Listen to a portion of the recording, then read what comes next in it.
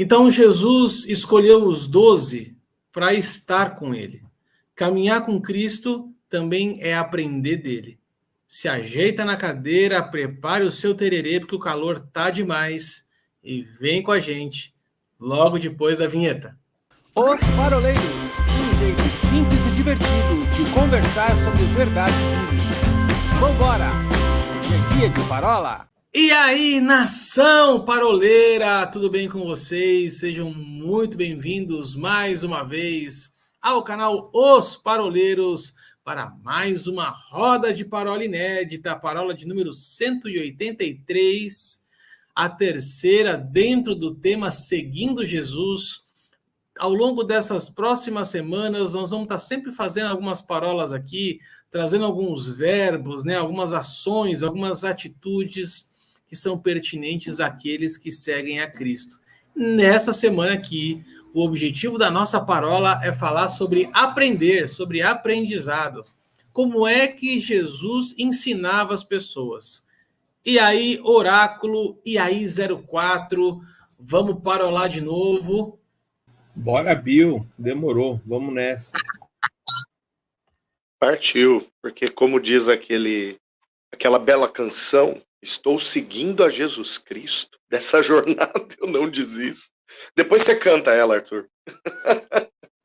Pode deixar, vamos fazer a nossa vinheta de abertura da 5ª temporada. Estou seguindo a Jesus Cristo. Eu acho que a gente vai ser processado por plágio, se você fizer isso. Melhor não. Melhor gente, não. eu acho que hoje vai ser uma parola bem gostosa, bem tranquila, porque, afinal de contas, o rei das tretas não está aqui com a gente, né? Então, a gente vai conseguir fluir, sem precisar fazendo contraponto, não veja bem, data vênia, vossa excelência, aquela coisa toda, né?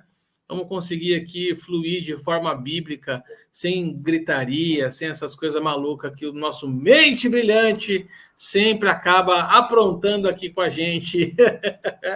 Meninos, nessa semana aqui, então, a ideia é a gente explorar um pouquinho a respeito do verbo aprender. Né? Colocamos como o título desse episódio aqui, o aprendendo dele. E aí nós vamos ter como ponto de partida o texto de Mateus 11. E aí, para quem está nos acompanhando aqui agora, nesta roda de parola, pode ser que você esteja agora, terça-feira, 7h03 da manhã, né, assistindo praticamente ao vivo essa parola, mas você precisa saber que antes da gente começar a gravar, a gente ficou quase 40 minutos para conseguir achar o fio da meada desta parola aqui, mas eu tenho certeza que ela vai ficar sensacional e a gente tem aprendido muito a respeito disso. Eu usei essa frase de abertura da nossa parola, porque o Paulinho ele usa isso várias vezes, em várias parolas ele já falou sobre essa frase, e toda vez que a gente fala a respeito de discipulado, pensa discipulado, antigamente nós pensávamos discipulado como uma sala de aula de escola dominical. Né? Eu lembro, há 20 anos atrás, quando a gente conversava a respeito disso, que era discipular, e a gente entendia que discipular era ensinar.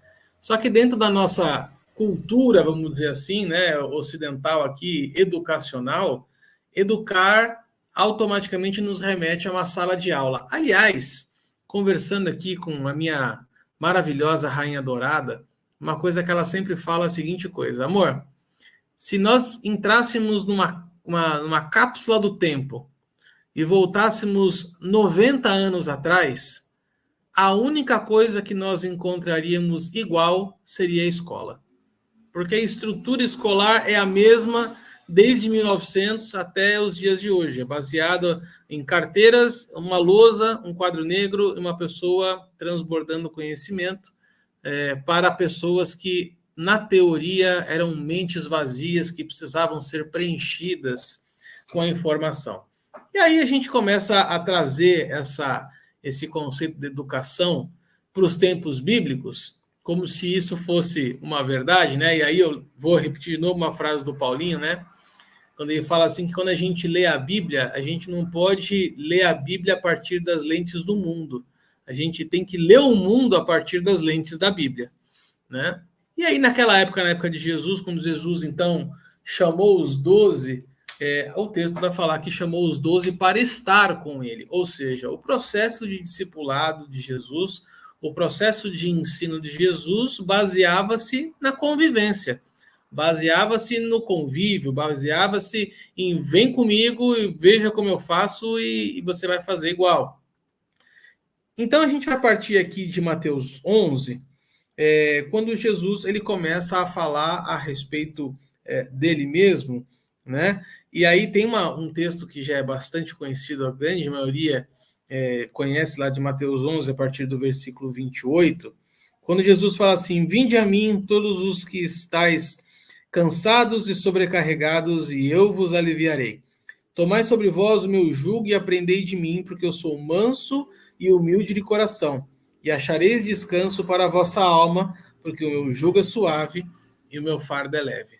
Todas as vezes que Jesus ele fala vinde a mim, a gente poderia interpretar, Paulinho, como olha para mim aqui, veja como eu faço, veja como eu me comporto, veja como eu me movo, e aí a partir disso começa a se fazer igual. É esse o caminho? Arthur, o vinde a mim, por si, é um convite de aproximação, convite de intimidade, né? Você falou acerca da escola, da sala de aula, né? Jesus não tinha alunos, Jesus tinha discípulos, né? Aluno, o termo aluno, ele significa sem luz, né? Trazido do latim para a língua portuguesa, ele significa sem luz. A, né, de prefixo negativo, e luno, né, a luz. Já o discípulo ele é imitador, embora não seja maior do que o mestre, conforme a própria palavra revela para nós, né? Agora, por que um discípulo segue um mestre? O discípulo segue o mestre pelo reconhecimento, você usou uma palavra que eu gosto muito, de que o mestre tem algo a transbordar sobre a vida do discípulo. E aqui a gente vê a diferença, quem sabe, do professor e do aluno, dentro de uma perspectiva de ensino, de mera transmissão de conteúdo, né? Aqui a gente vê a diferença do professor e aluno versus o rabi e o mestre, né? O professor e o aluno é uma via de uma mão, né? É uma via de mão única. O discípulo e o mestre é uma troca de coração. É algo muito mais próximo, né? Muito mais que envolve muito mais sentimento, né? O discípulo, o mestre, aliás, ele não trabalha com um discípulo para que o discípulo de alguma forma reprove, né? O grande objetivo do mestre é fazer com que todos os seus discípulos sejam promovidos. Por isso o trato individual, né? Por isso o trato um a um, por isso a necessidade de convívio, e um convívio que seja, que pressuponha uma unidade legítima, verdadeira, transparente. Quer dizer, se nós fôssemos comparar a relação professor-aluno e discípulo-mestre, nós poderíamos dizer o seguinte: professor-aluno tem hora e dia marcado, discípulo-mestre é o tempo todo, né? Isso não significa que alunos não possam ser discípulos de professores, né? Tem professores que são tão inspiradores que acabam envolvendo o sentimento nesse nível, né? Mas dentro da perspectiva cristã, o que Jesus está chamando os seus discípulos para vivenciar é essa perspectiva de convívio. Por quê? Porque toda transmissão de ensinamento feita por Jesus, ela não foi teórica, foi prática, né? Vou dar alguns exemplos aqui. Jesus não ensinou seus discípulos a orar. Ele atende um pedido mais tarde, dando pistas acerca de oração, em Lucas capítulo 11. Mas lá no Sermão do Monte, Jesus já pressupunha que os seus discípulos sabiam orar. A gente pega Mateus capítulo 6, acho que ali pelo versículo 5, a palavra diz assim: quando orardes, então já há um pressuposto de que eles oravam, né? Lá no verso 16, lá na frente, quando jejuardes, pressupondo que eles jejuavam. Por quê? Justamente pelo fato de que eles viam a prática comum do mestre como uma prática de quem orava, de quem jejuava, né? Marcos 3,14 diz que Jesus chamou os 12 para estar com ele e os enviar para pregar. Qual foi a aula de homilética que Jesus deu para os seus 12? Né? A homilética é a ciência da pregação. Né? Qual foi a aula de pregação que Jesus deu para os 12? Nenhuma. Mas por que os 12 mais tarde pregam e a coisa funciona? Primeira pregação de Pedro dá 3.000 convertidos. Né? Por quê? Justamente porque eles caminharam junto com o mestre, eles andaram junto com o mestre. Quer dizer, muito mais do que ver teorias, eles viram uma essência. E aqui está o negócio do discipulado. Aqui está o negócio do ensino proposto por Jesus. Aqui está o peso e a forma do aprendizado conforme os moldes de Jesus. Então, quando ele chama primeiro, né, aqui no finalzinho de Mateus 11, primeiro dizendo, vinde a mim, e depois ele fala, aprendei de mim, o processo está completamente, perfeitamente sistematizado. Primeiro eu venho, primeiro eu me aproximo, né, e essa aproximação não é uma aproximação qualquer, é uma aproximação de sentimento, é uma aproximação de coração, é uma aproximação de abnegação, é uma aproximação de renúncia, e depois vem o aprendei de mim. E o aprender de mim não pressupõe uma ação estática e posterior. Depois que a gente sair de perto de Jesus, a gente vai aprender dele. Né? Muito pelo contrário, o aprender de mim vai olhando enquanto eu faço, para que você tenha condições de imitar, que é o pressuposto daquilo que seja discípulo. Paulo, eu estava te ouvindo aí falar, né? O interessante é que assim, é um convite, mas nem todo convite a gente aceita, né? Tem muito convite que nos é feito e nem sempre alguns a gente fala, não, tá bom, eu apareço lá, e nós não vamos. E esse de Jesus é o mesmo, né? O interessante é que Deus nunca nos oprime ou nos obriga a fazer algo que nós não queremos. Ele pode insistir em continuar nos convidando diariamente. Né? Então, é um convite, mas é uma decisão ao mesmo tempo pessoal de cada um. Porque é um convite para a gente se colocar debaixo da direção dele, né? Para olhar o que ele está fazendo, mas não pensar como nós queremos pensar, ou agir como nós queremos agir. É um convite para a gente tomar a canga com ele. E aí a canga, né, uma das funções dela é dar direção, né? Une os animais para que eles possam trabalhar juntos numa mesma direção. Então, acho que para mim isso é muito claro que esse convite, vem comigo, que eu vou te conduzir. Você vai andar comigo, depois a gente vai até desenrolar o restante, né? E aí, esse aprender de mim é justamente isso, é observar, é ter o conhecimento do que Jesus fez, e aí a necessidade e a importância de nós lermos pelo menos os 4 evangelhos, né? De conhecer, de ver o que Jesus estava nos guiando a tomar decisões, o que fazer em situações quaisquer que sejam elas, né? Para que a gente vá na mesma direção dele. Né? Então, não adianta a gente querer ter o resultado final que Jesus tinha nos seus mistérios, nas suas direções, se nós não seguirmos. Né? Então, a gente sempre brinca, se Elias tivesse colocado 11 pedras ao invés das 12 que Deus mandou ele colocar, não teria acontecido. Então, para que a gente tenha sucesso, né, a gente precisa tomar essa canga e ver o que o mestre, né, você usou muito a palavra mestre, o que o mestre está nos direcionando a fazer. E aí é seguir exatamente, está na mesma direção, e é o convite. Eu acho que isso é o que vale a pena frisar também, que diariamente, a gente vai aprender com ele diariamente, nunca vai ser algo exaustivo, ou que a gente já chegou num ápice de conhecer a Deus, né?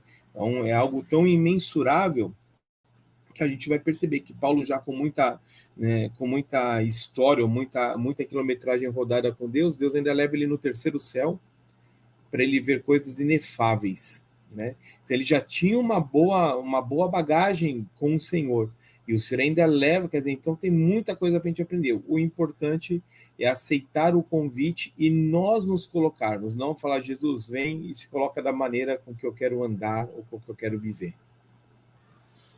Vocês falando aqui, eu estava procurando nas escrituras outras citações que pudessem trazer essa dimensão, né, de aprender dele por intermédio do relacionamento, por intermédio do exemplo. Me trouxe aqui no coração o texto de João 13, na passagem da última ceia com lava-pés.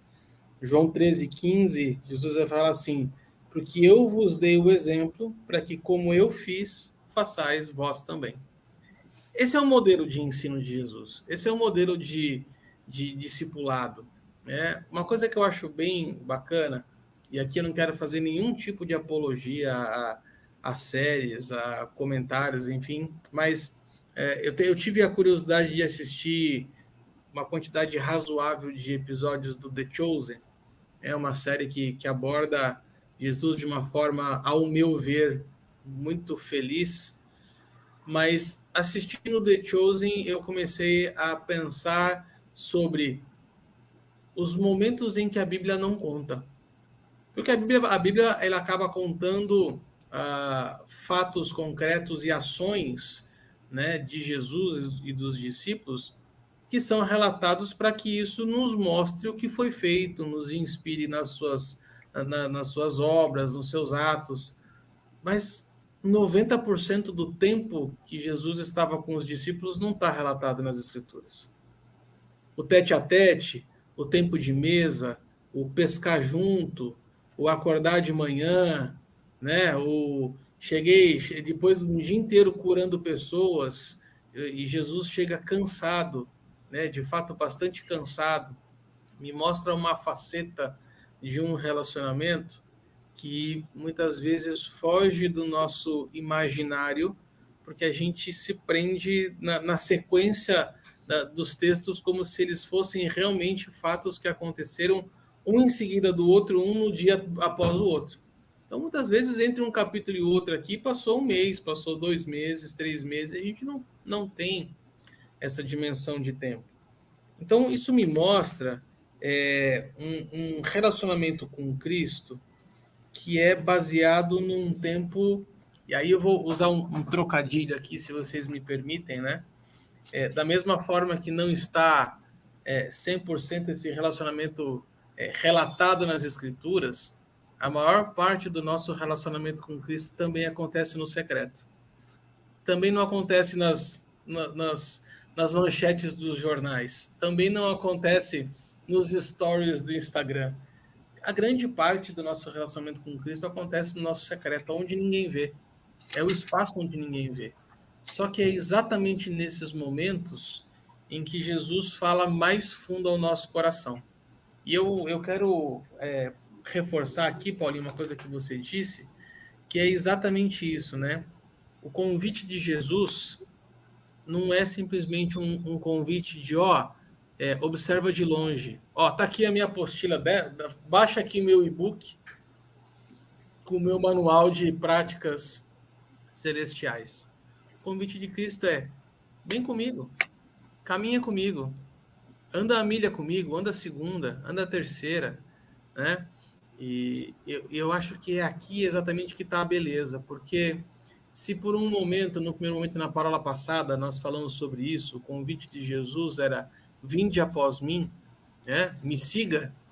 Neste momento, Jesus fala assim, olha, vinde a mim, partilhe o seu jugo comigo. O jugo é uma canga, como o Xandão falou, é uma peça onde você prende 2 bois, um ao lado do outro, não um na frente do outro.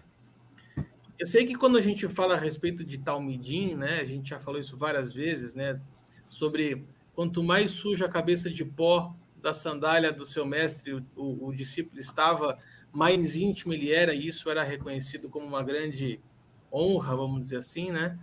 Jesus está dizendo a seguinte coisa: olha, para de andar atrás de mim, começa a andar do meu lado. Eu quero dividir essa jornada com você. Eu quero compartilhar esse caminhar com você. Eu estava lendo um livro há uns anos atrás chamado O Homem Exemplar, que foi base de um dos cursos que eu estou ministrando aqui em São José. E ele fala a seguinte coisa, que toda vez que um fazendeiro faz um carro de bois e ele tem que juntar 2 bois, ele nunca junta 2 filhotes ou 2 bois velhos. Ele sempre vai juntar um boi novo e um boi velho. Porque o boi novo tem a força, mas o boi velho tem o ritmo. O boi velho tem o caminho na cabeça, ele sabe aonde a sua trajetória vai dar. E ele fala a seguinte coisa, que o jugo de Cristo é exatamente isso. Deixe Jesus ser o seu boi velho. Deixe Jesus direcionar a sua caminhada, a sua jornada, o seu ritmo. Tem muita gente que acaba na ânsia de querer trazer frutos rápidos, ou nessa neura de ansiedade que a gente vive hoje, de querer resultados instantâneos, muitas vezes, que eles não vêm. Tem resultados, tem frutos que eles são resultados de processos que às vezes demora muito mais tempo do que a gente imagina. Deixe Jesus ditar o ritmo da sua caminhada. Deixe Jesus ditar o ritmo da sua jornada. Então, para mim, meninos, esse convite de Jesus olha, vem caminhar ao meu lado, vem estar na minha intimidade, vem, num português bem simples, né? Vem suar comigo, vem sentir o cheiro junto comigo aqui, vamos compartilhar esse negócio aqui, porque a gente, um do lado do outro, consegue trazer resultados melhores, né? É bem por aí. E sem querer contradizer a tua ilustração, Arthur, mas o jugo... não tem problema. Não, é que você falou do boi novo e do boi velho, né? Isso não significa que bezerro pequenininho vai puxar carro de boi, né? Um dos imperativos do jugo é o tamanho dos 2 animais que estão cangados, dos 2 animais que estão ajuntados no jugo. Porque o que acontece? A parte de cima do jugo é uma tábua só, né? Ele tem uma tábua em forma de cruzeta no meio e mais uma em cada canto. Nesse primeiro intervalo fica um boi, aqui tem uma tábua juntando, no outro intervalo fica outro boi. Se for alto demais, um boi em referência ao outro, o outro vai ficar fora do jugo e vai ficar sem direção, né? Quando Jesus fala, meu jugo é suave e o meu fardo é leve, e ele faz esse convite para a gente dividir o jugo com ele, significa, eu falei lá na minha primeira fala, que o discípulo, o mestre torce pelo discípulo, ele não treina o discípulo para o discípulo repetir de ano, né? Jesus, ele está dizendo assim, cara, você vai alcançar a minha estatura, né? Porque para dividir o jugo, a estatura tem que ser a mesma, né? Aqui, obviamente, eu não estou falando de alcançar divindade, mas o próprio apóstolo Paulo fala para a gente perseguir a estatura do varão perfeito, né? Jesus, ele está dando esse sinal, né, que quanto mais a gente anda com ele, mais próximo da estatura dele a gente está. Quanto mais a gente anda com ele, mais parecido com ele a gente está. Você se lembra de Pedro, depois de negar Jesus? Alguém chega para ele e fala assim, você andava com ele? Ele fala, não andava. Aí outra pessoa chega e fala, você andava com ele? Não andava. Aí chega o terceiro e fala assim, você andava com ele porque você até fala igual a ele, né? Cara, andou tão perto que encharcou. Né?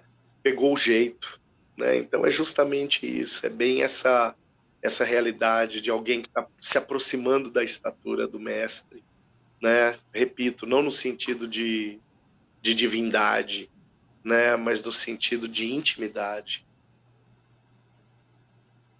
Paulinho, só para pegar a tua última frase,